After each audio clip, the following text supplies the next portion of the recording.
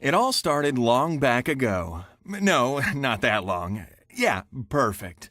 Kevin was born into a loving household, endearingly known to his family as Gadara, Sala Gadara. Okay, stop.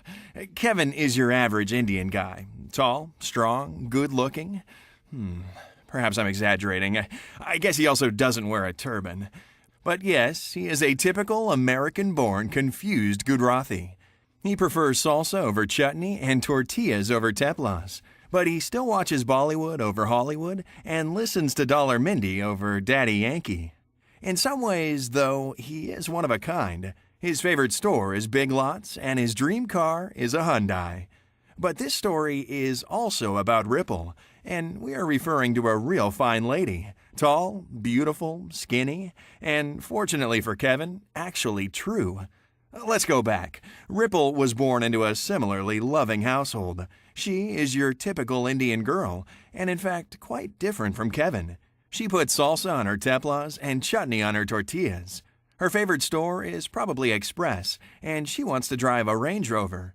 Despite these differences, she still proudly wears Kevin's Hyundai ball cap that he got for free at his last oil change, and will still go with him to Big Lots to see how expired is too expired for Kevin. Have we lost our original plot? Okay, after Ripple moved to America, she grew up in a college apartment in North Tulsa, and Kevin grew up in a motel room a couple miles away. It wasn't so much the random motel guests that Kevin feared, it was mainly the Veylan. Ripple feared, I'm not really sure, no ice cream for dinner every night?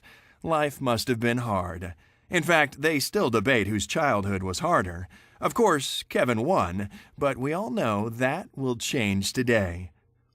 Although they lived in Tulsa at the same time, they didn't meet until middle school, and so our story moves forward. When Ripple got an interview in Miami for the 7-year medical program, Kevin, who was then studying in college, comes to the rescue.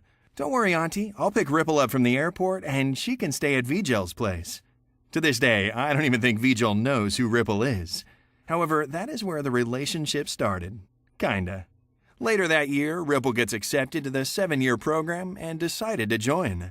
They instantly became best friends and started to adopt each other's preferences.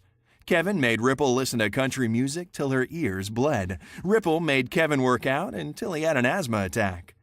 After a year and a half of a gray zone friendship, Kevin went to London for a semester, and contrary to both of their expectations, they talked almost every day. And when they finally met in the fall of 2008, Kevin, hey, Ripple, hi. In a typical Bollywood fashion, things started moving really fast. Kevin and Ripple go to medical school. Kevin and Ripple start dating on a cruise. Kevin and Ripple get engaged on a cruise. Kevin and Ripple match into a residency at UT Southwestern. Ripple wants to put Kevin to sleep, and Kevin wants to someday read Ripple's brain. But hey, that's not the end, though. There are still lots of unknowns. Will Ripple cut her hair too short? Will Kevin develop the infamous dick shit belly? Will Kevin ever do the dishes? Will Ripple ever stop serving her mom's food?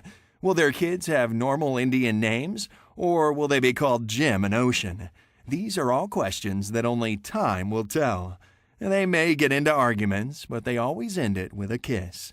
By the way, has anyone seen them kiss? 4 years ago, Kevin and Ripple's friends didn't believe they were dating. And let's face it, they had been friends for so long. So in order to prove it, their friends made them kiss. But this time is a little different, though. I hope no one's questioning whether they actually got married. But they are going to make it a little more challenging before we see them kiss.